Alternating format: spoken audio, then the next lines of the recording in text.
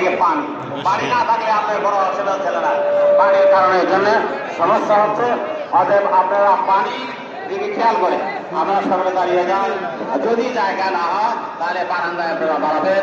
আমি আপনাদের অনুরোধ করছি, নামাজ এখনই পড়া হবে।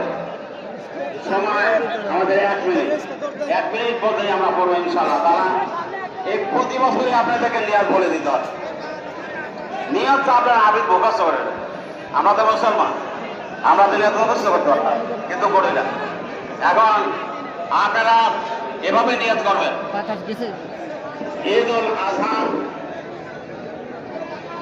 ওয়াজিব নামাজ, 2 রাকাত ওয়াজিব নামাজ 6 তাকবীরের সাথে কিবলামুখী হইয়া ইমামের পিছনে পড়তেছি আল্লাহু আকবার। এই বলে আপনারা নিয়ত করবেন।